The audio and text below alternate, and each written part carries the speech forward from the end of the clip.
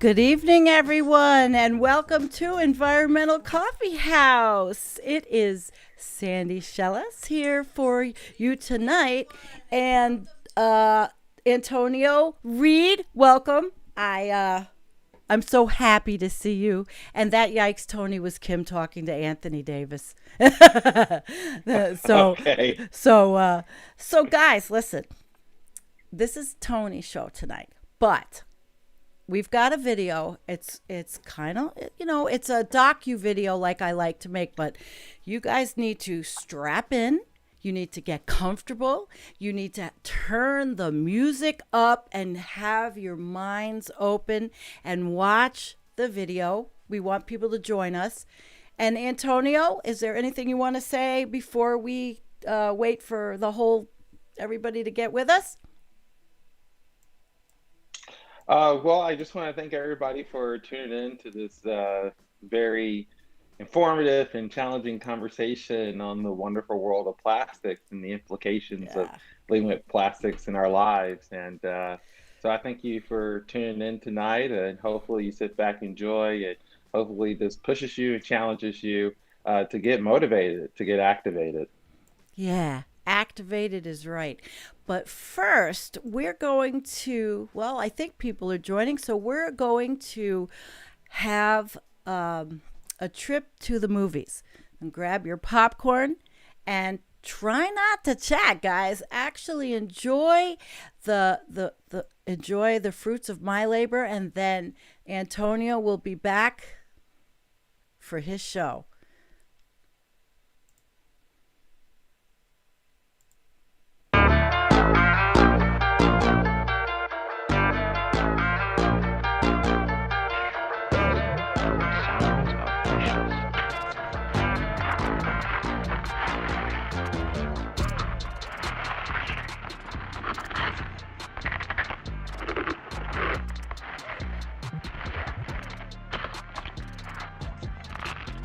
Food stored in baggies plastic bags always have the sound of freshness, and they always taste as fresh as they sound. I just want to say one word to you.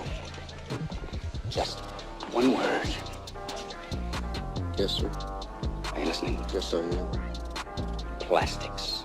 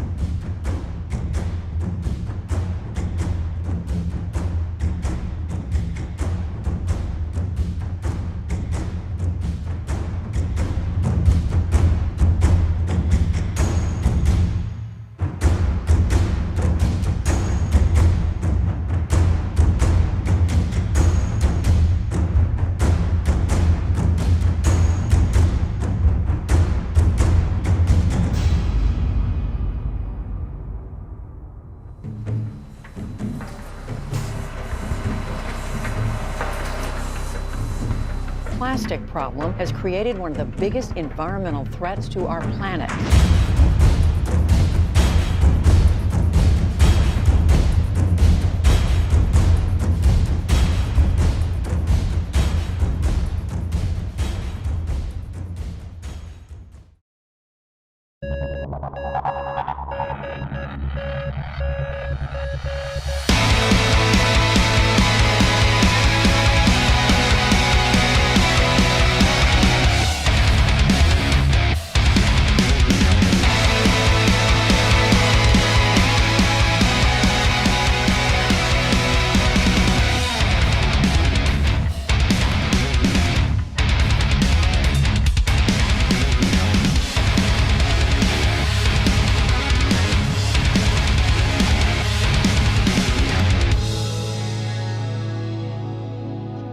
One study estimates that we eat a credit card's worth of plastic every week. It's everywhere.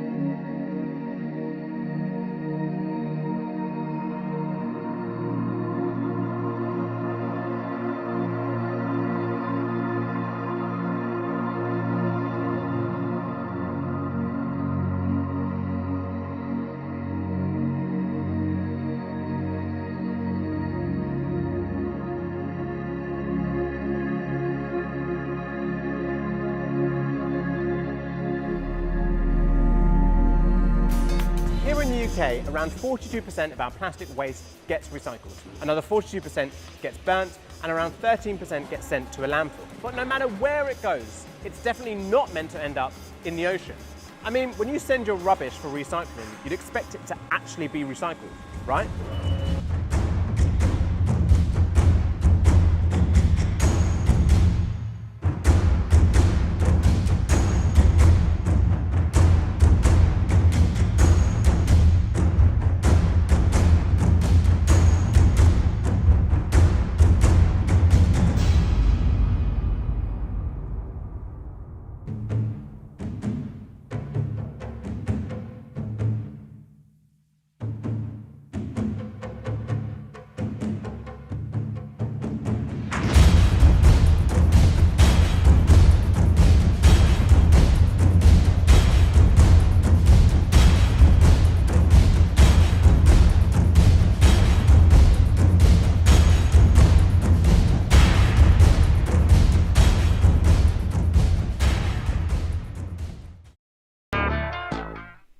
Well, take it away, Antonio. Hello? Take it away, Hello, and Antonio. Yeah. Okay. So Thank you so much, Sandy, for that brilliant and very lovely and visual introduction to the plastic crisis. Who loves you, kiddo? Um, so I wanted to talk about the plastic crisis because it was something that I stumbled into about 3 weeks ago now. The plastic crisis was something that I was adjacently or peripherally aware of. It wasn't something that was, at the forefront of my consciousness, especially given the state of the climate crisis, which I've put most of my attention on. And so this sort of hit me sideways or blindside. Um, and I wanted to know uh, how much plastic do humans consume? Because I was generally knowledgeable about the fact that we must be consuming plastics because it's so ubiquitous in our society and in our environment. And so surely we are coming into contact with this in very detrimental ways. And so I just Googled how much plastic does the average human consume, and it was just there. A headline statement in the Google finding was the average human consumes about a credit card's worth of plastic um, each week. Now, this was quite dire in my estimation because before I had actually looked into the question, I purposely asked myself, okay, how much do I think a human would consume, an industrialized human, somebody in the Western world, myself? And I said, a credit card's worth would to me be something reasonable, maybe annually or every 6 months or something in that fashion. But to find out that this is how much humans are consuming on the weekly is truly catastrophic.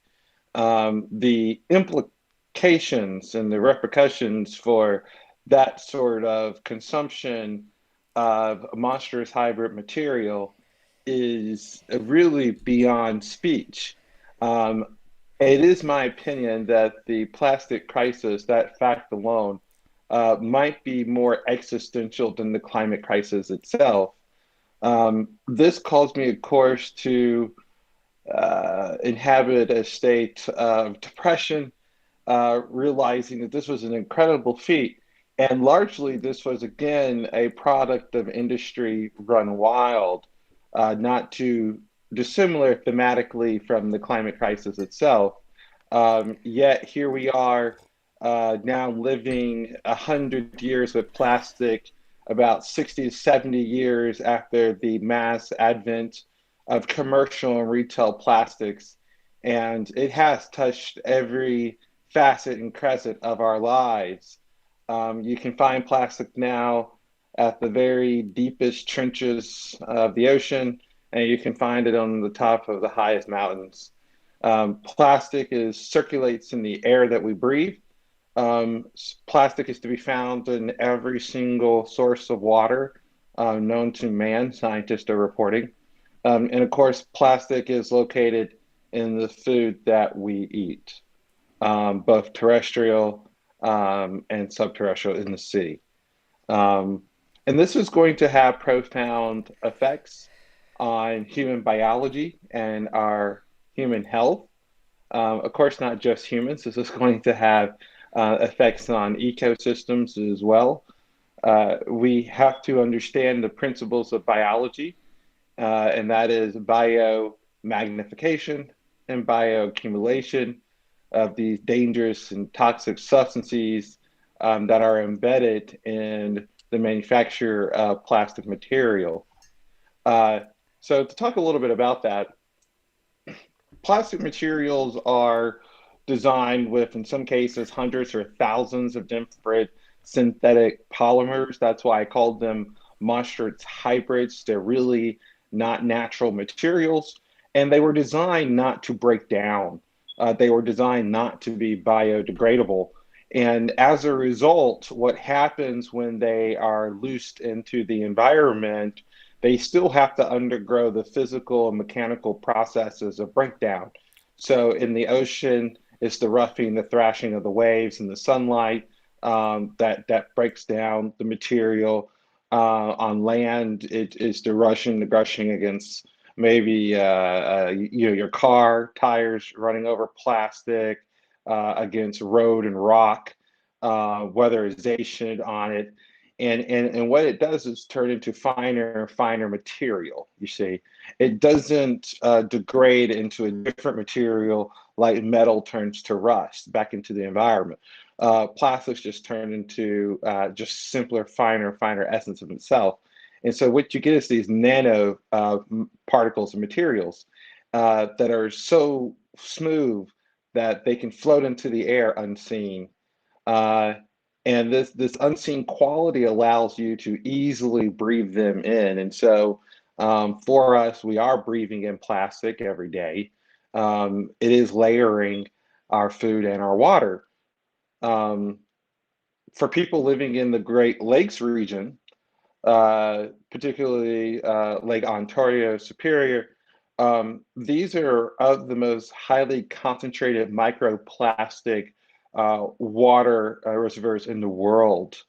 Um, all the fish that have been studied coming out of the Great Lake regions, 100% of them have plastic in their guts and likely cross the blood-brain barriers into different organs as well.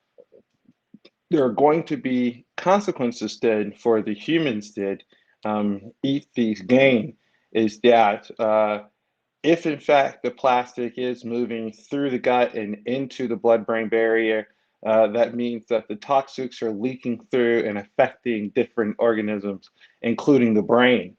And that's why I say that the effects of this are going to be quite catastrophic, because it's likely that the impacts of ingestion of plastic are going to be more detrimental, not just for the current population that's consuming literally what will be over a ton of plastic over our lifetime, but for future generations.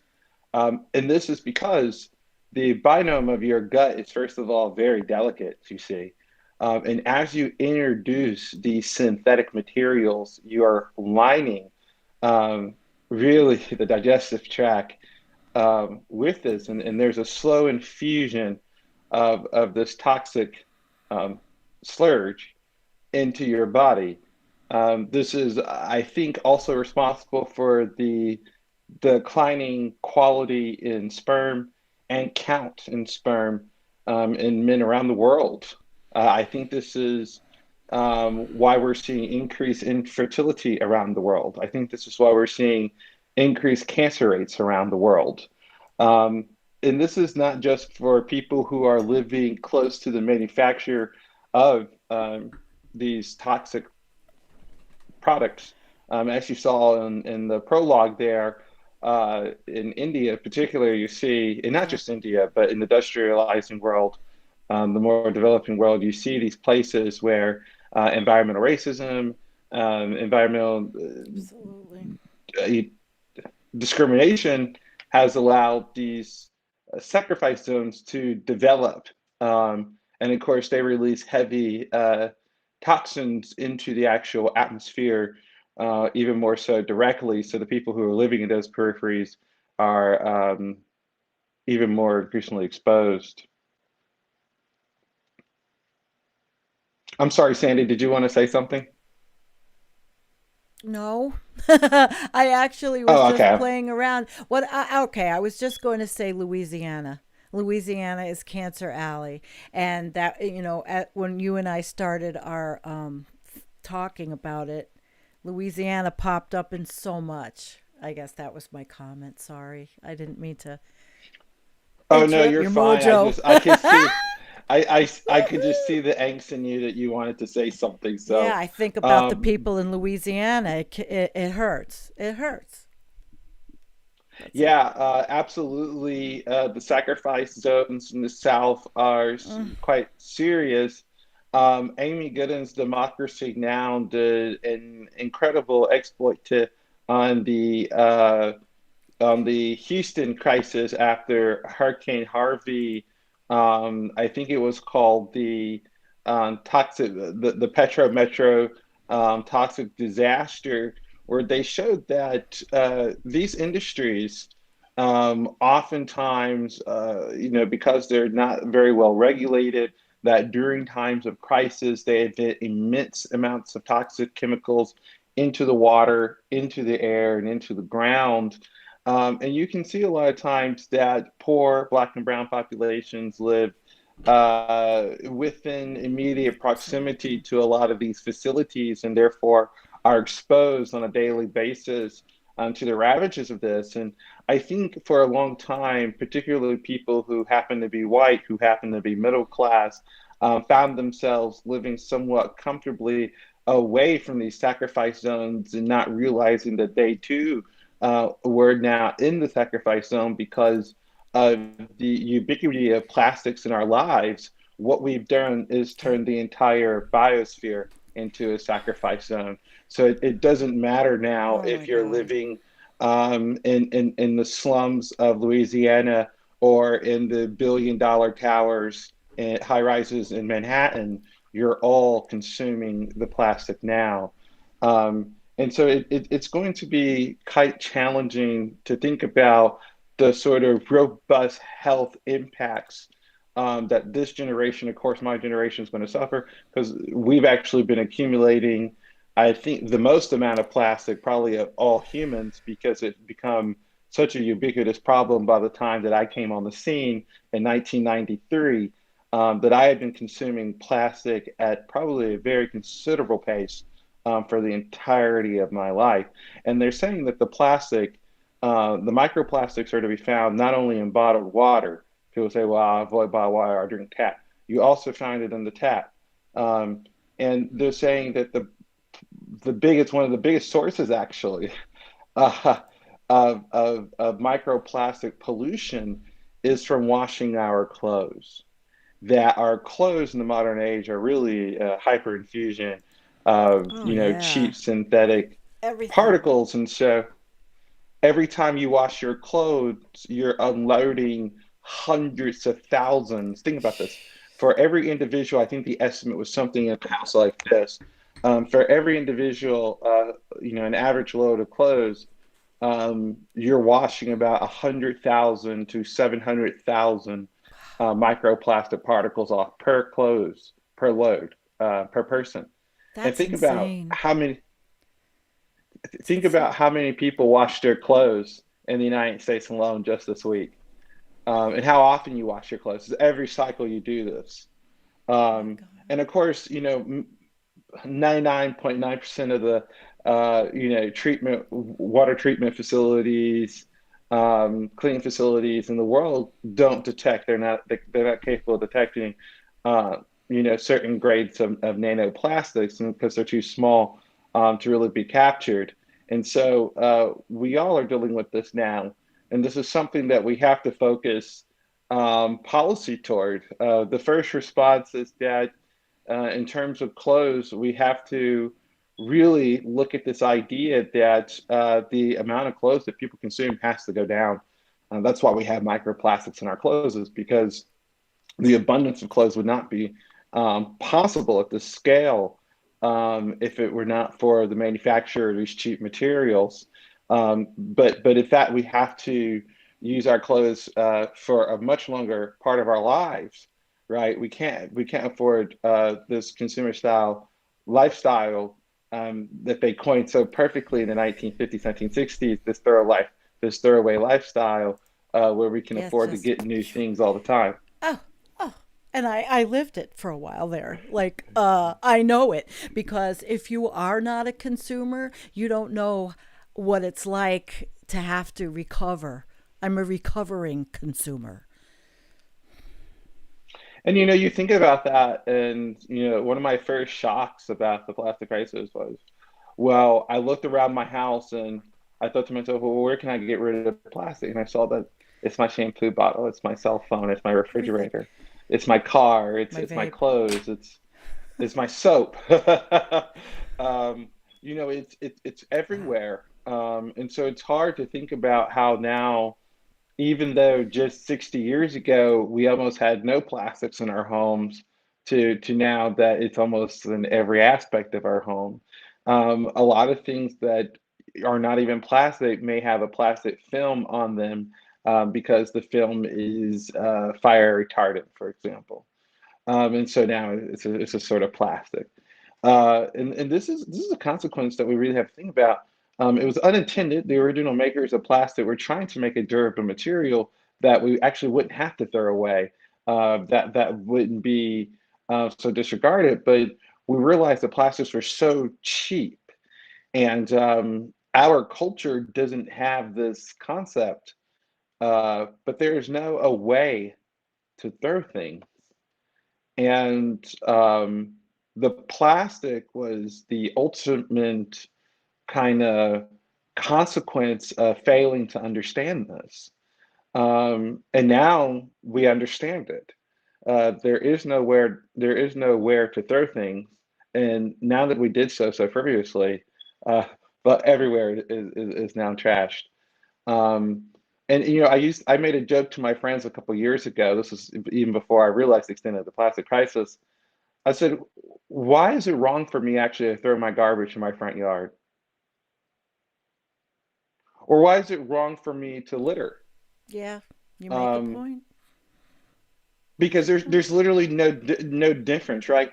It's actually probably safer that Oh my my trash God. is disregarded in my front yard than Right? where I'm currently disregarding it, which ends up mostly in the ocean. In fact, studies show that 80 to 90% of the plastic that we're recycling is not being recycled. It's not. I learned in the research a lot. The countries, China said no. These countries have said no. And one thing I did want to say, ask you if you came across in your studies too, was about the other countries and how they are meticulously picking all the different kinds of plastics apart, and that's what we have to do here, and that expecting consumers to actually recycle like 40 different kinds of different plastics is ludicrous, and no one's ever going to do it. Did you come across that? Yeah, I looked a little bit into how difficult recycling actually is. Americans have a very elementary or infantile understanding of how difficult it is, value of recycling. First of all, a lot of things that we consider plastic are not recyclable. And so that has to be understood. I mean, possibly there are ways to reuse some plastics for different uses, and that's something that we can think about as an international community.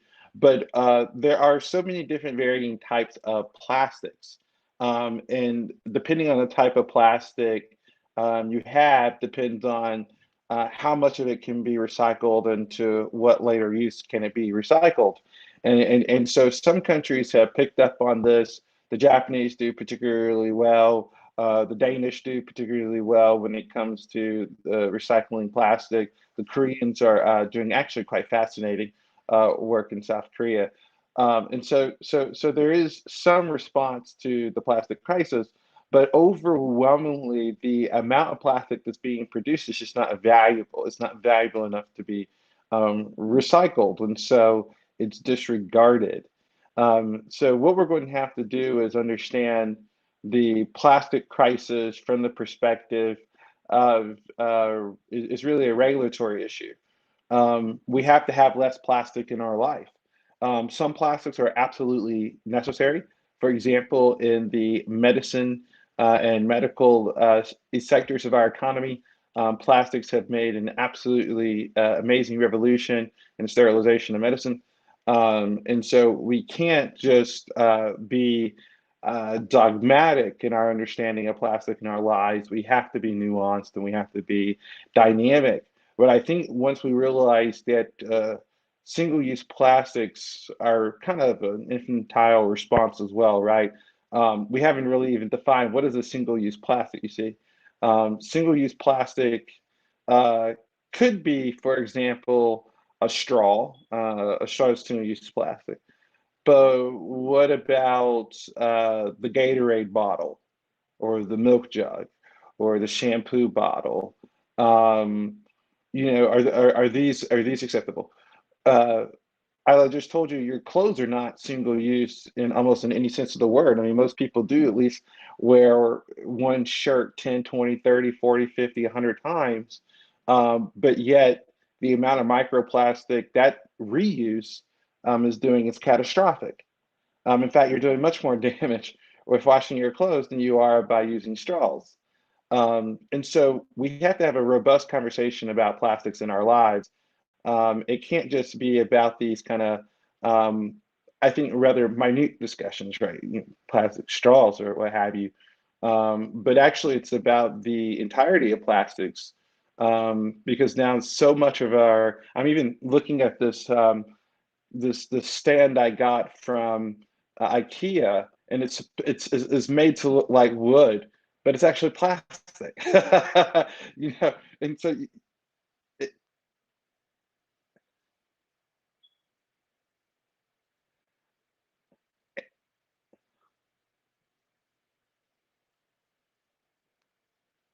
Sandy, I can't hear you, but I did give you just that moment Oh, in case the sorry. audience was It able was to. muted. I will hear it. I will say it one more time. They're doing it with wood.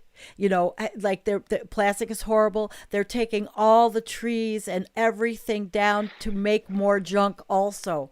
Although it's not going to be toxic. And I'm sorry I didn't unmute myself. It No, was you're just, fine. you're right. It's funny because it reminds me, I think, of that 2011 movie, that Dr. Seuss inspired movie, The Lorax, where the whole town and the whole place was, they had plastic trees and plastic lights and Yeah. plastic beds, and everything was plastic, and that's genuinely now become our lives. We I live a just plastic watched life that. now. I watched it. Jennifer, she said, you got to watch it. So I watched it. I enjoyed it, and it made me feel a little teary eyed. Oh, it was a great movie. I got to watch it for my Yeah. 2011 AP environmental class. And yeah, I mean, it's kind of interesting because, a lot of times these critiques seem outlandish, but in fact, now we're looking back a decade later on a movie like that, and it seemed cartoonish, right? This idea that we have a world, a society of plastic, but now we really do. Um, we really are eating plastic chickens and plastic fish and drinking plastic water.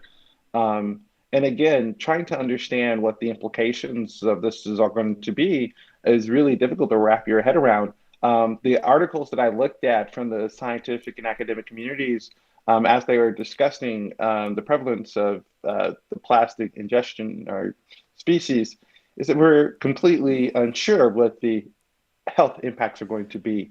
Of course, we know there have to be health impacts because they are toxic materials that we're ingesting. But because this is really the first time that we've seen anything like this, and of course, plastics are new on the earth. We can't be sure at all what the health impacts are going to be. Um, as I've said before, I think that we can continue to expect declines in fertility rate. I think that you can continue to expect increased rates of cancer, and I think you're going to find varying cancers throughout a proliferation of total proliferation of cancers throughout the body in different organisms as our population ages. I think that for the next generation, they're going to be born with increasingly more defects. Um, and one of the things that certainly is going to happen that we won't immediately pick up on is that we may have lost through the intoxication of our own bodies, our own intellectual nature. There is no doubt now that the brain's exposure to these toxins will mute our intelligence as a species for generations to come.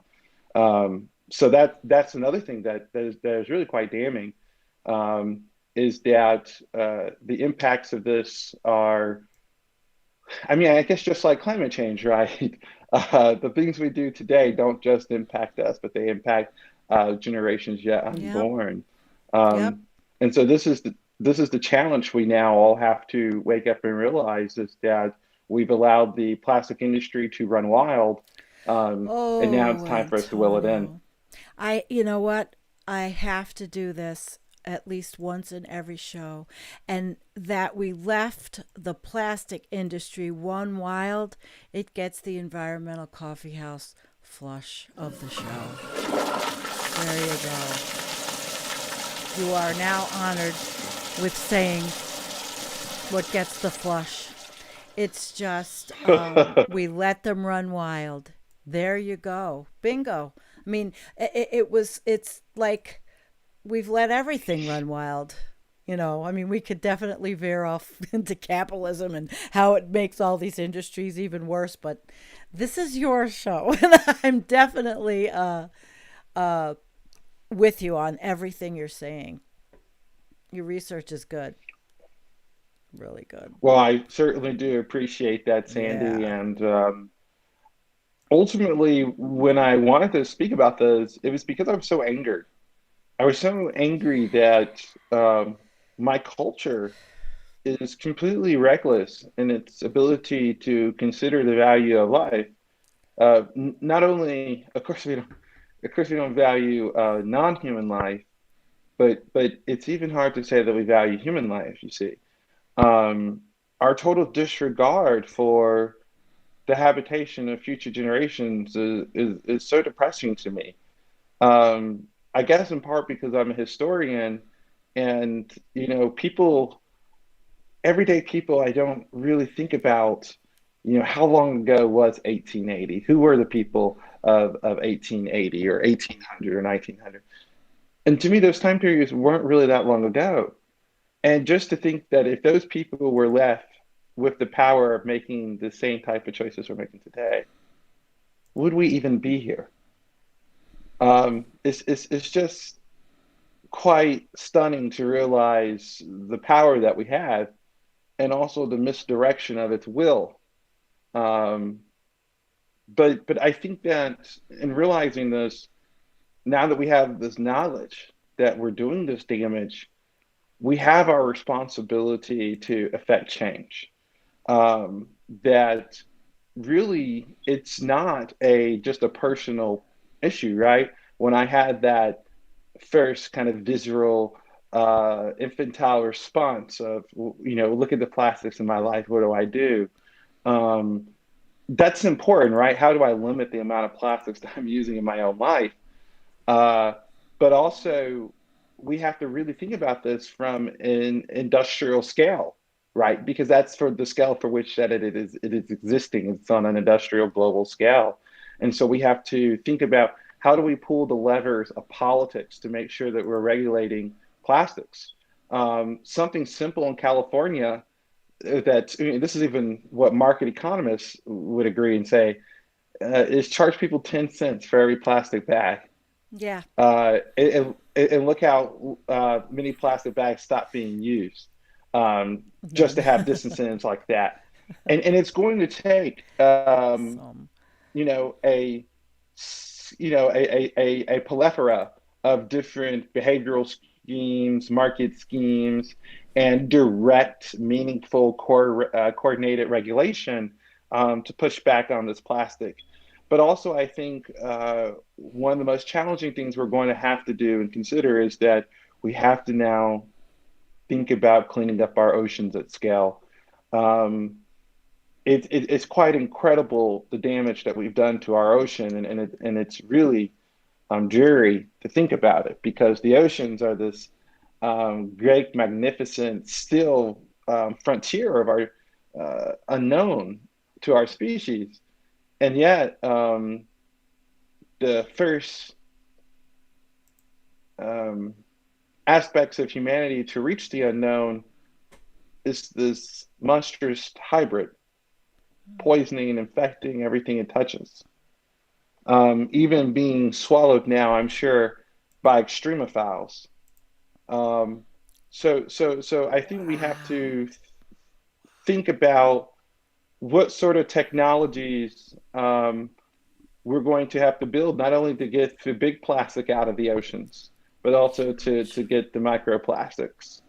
And right now, there is no such technology, certainly to exist at scale that can do that. So it's something that we're going to have to invest large amounts of R&D. And just to think about more practically, think about the robbery that is the Biden infrastructure plan. This plan was supposed to be the beginning, if we lived in an alternative universe where someone like, say, Bernie Sanders uh, came to the White House. This would have been the start of a plan to start our biorestoration programs. And as the human consciousness becomes more aware of the biospheric crisis, we would incorporate dealing with things like this into those programs. And really, we ought to be spending trillions of dollars just figuring out how do we now deal with one of the greatest existential crises facing not only humanity, but all of biology on the planet. It's likely that biology might survive in some way.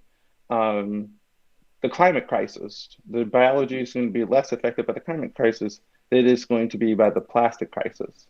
How will biology adapt to um, really the intrusion of plastic into every crevice of the planet? I'm not sure. It's going to be untold.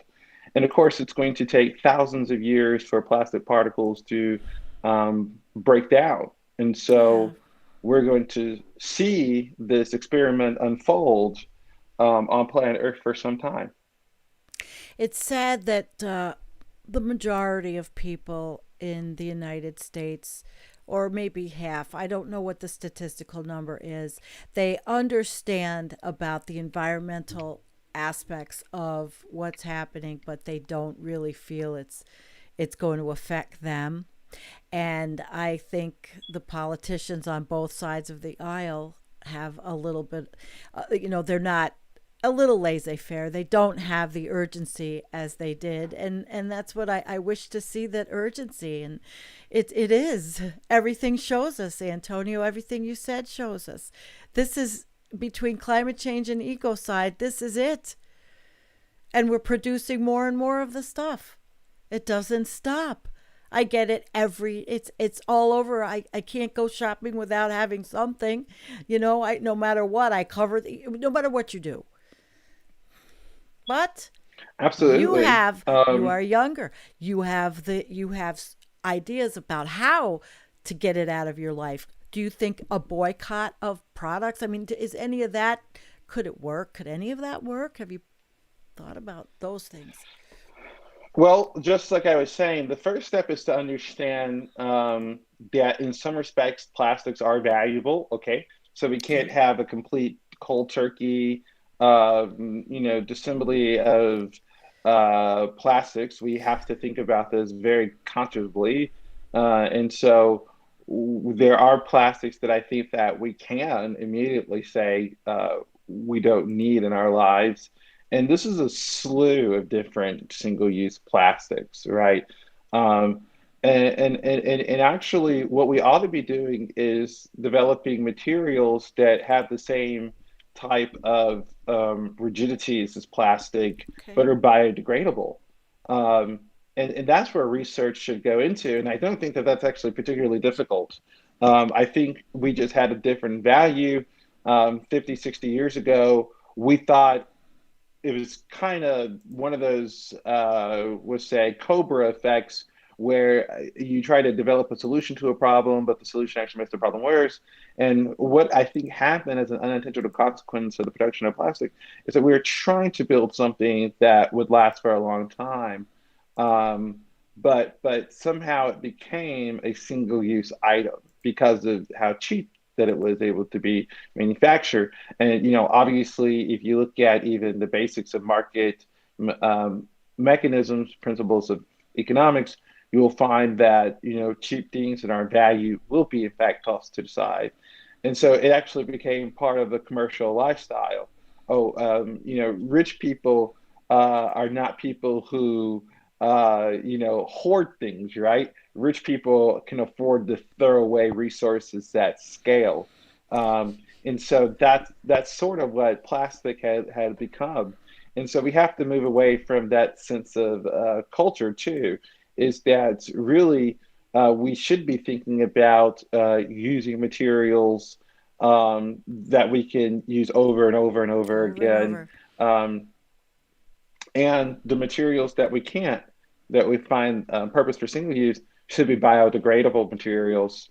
And so I think that's the type of change, large scale change, that we're going to have to move toward, is consuming less, having more natural materials, and also for the type of materials that we have for plastics that we can't find substitutes for, we have to develop biodegradable substitutes.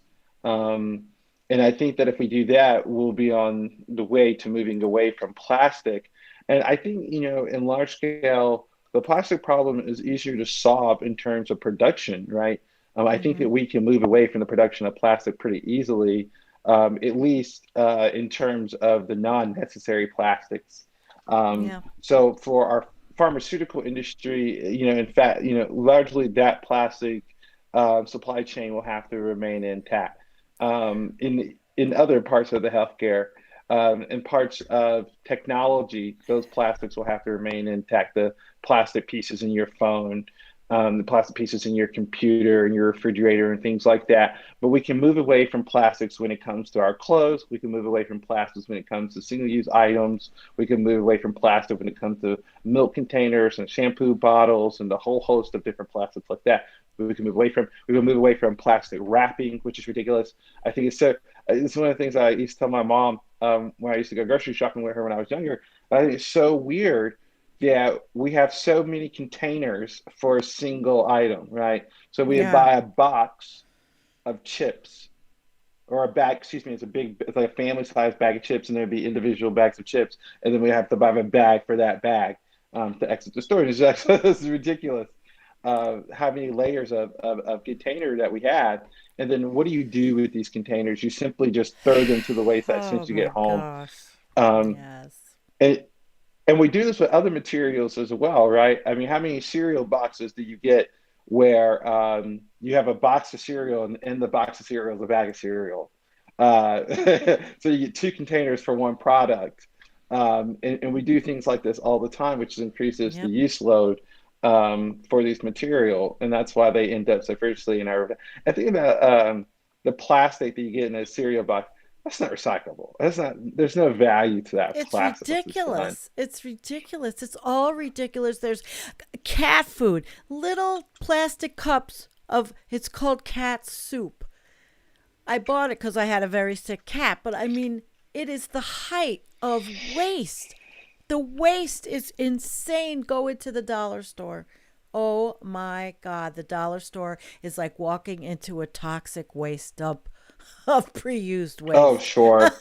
Oh God. Sure. One of the things that aggravate me the most, and this is one of the things that I just can't, again, it speaks to how inconsiderate we are, is that a lot of these facial scrub industry or soap industry, they put the little Put that plastic stuff in beads it. in the soap so that you can exfoliate your.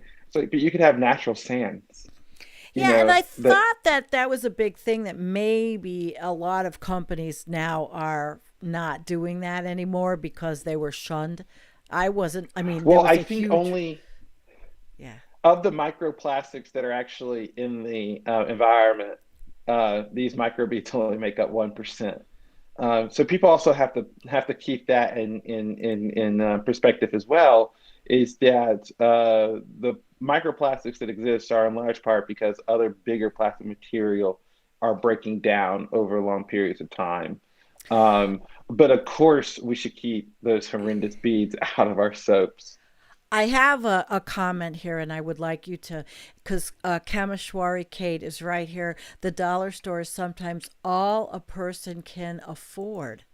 And that's another problem in and of itself with plastics. Would you like to address that? The inequality of what people can get, you know, they can't. Right. And again, that makes sense, right? Because plastics, I say, are cheaply developed materials.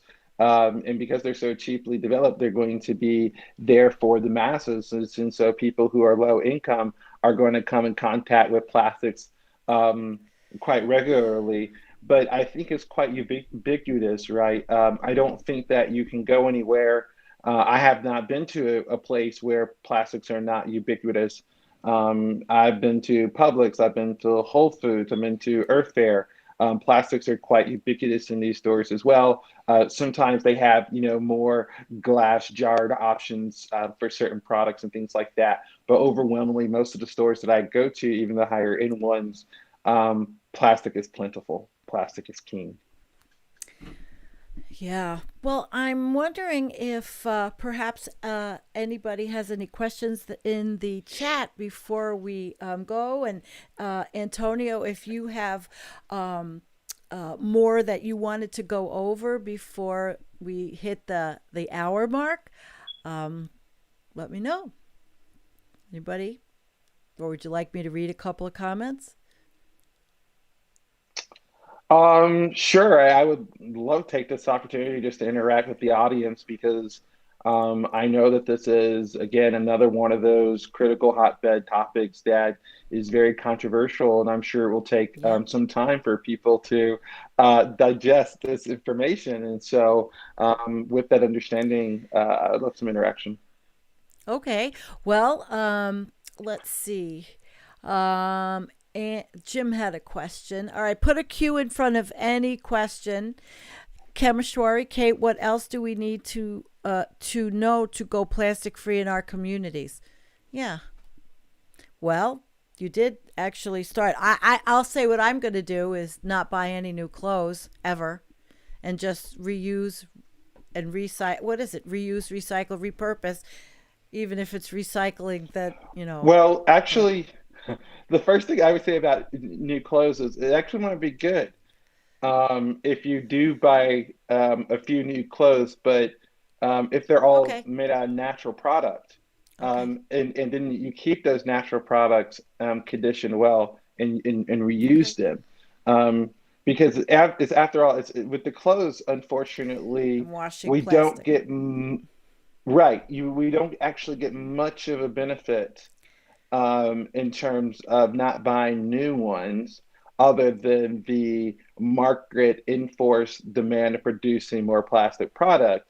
Because every time we wash the clothes, we're putting hundreds of thousands, the same material, the same shirt, same blouse, whatever it may And be, there's hundreds of no thousands per. way with a septic system that I have where the water goes out into a leach field into a ground, there's no way anybody can filter this stuff, is there? It's so microscopic. I was thinking about. I can't say there's no way. I didn't necessarily find across my research, but I think that's also for generations. That's for us to think about is how do we develop maybe guards onto our washing machines that do detect and catch Hmm. microplastics, and that certainly is our responsibility now that we know this information. Okay. And she came back with that follow up of what do we need to do in our local communities, municipalities to move for plastic free zone and no plastic in our landfills.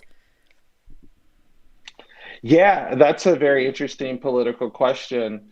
There has been a lot of strategic groundwork in terms of trying to build up public mobilization for straw bans and other single-use plastic bans. We've seen this particularly out of places like Seattle and Oregon and California. And I think that's the direction that we need to know. What I've seen work particularly well is having items actually on the ballot box, and actually building petitions to put questions like that up to voters. And I think a lot of education campaigns, because a lot of people aren't really aware of the danger of the plastic crisis, is what I'm finding out. And so, Right. first, I think, particularly, I'm thinking where I live in North Carolina, there's going to have Hmm. to be a lot of informal education and formal education what the plastic crisis actually is. I think most people would be absolutely stunned to realize that they're consuming on a weekly basis a credit card's worth of plastic. And I think if you introduce that fact to people, they kind of want to know why, how that's possible. And as we start talking about that, looking at, if you happen to live in a place that produces clothes or things like that, push your politicians to make sure that those industries are using less monstrous hybrids in their materials. That makes good sense. It does. And I really appreciate that you can articulate those kinds of things for people. Let's see. Well, I've put the music on because we're going to end soon. This was a great show.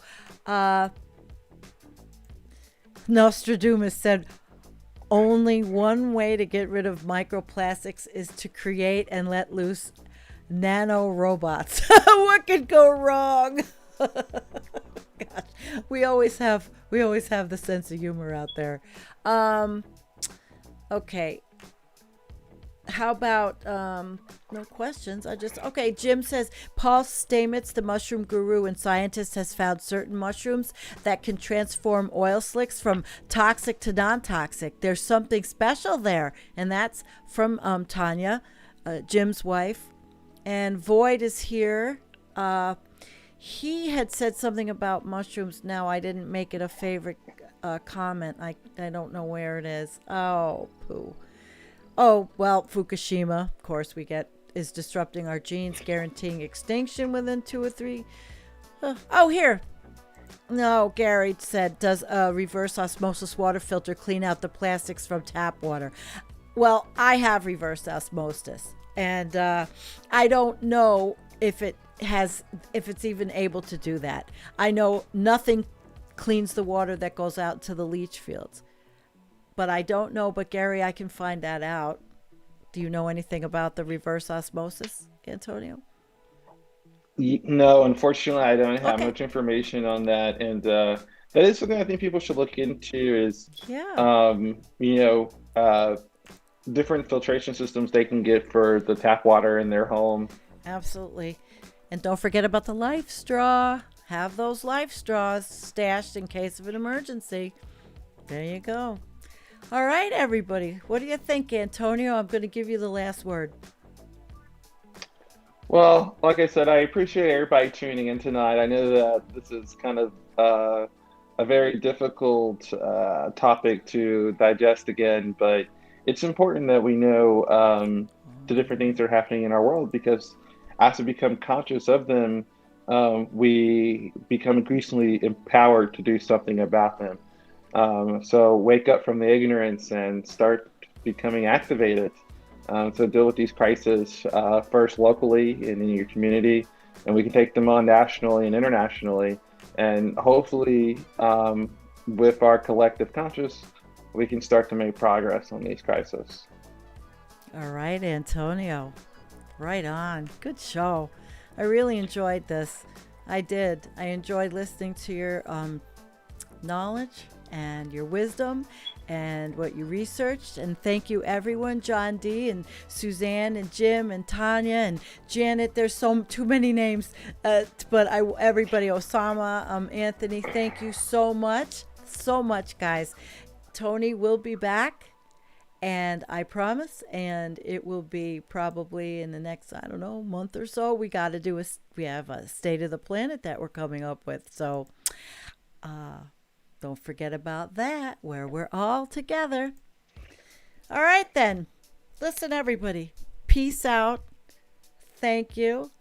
And we are going to say...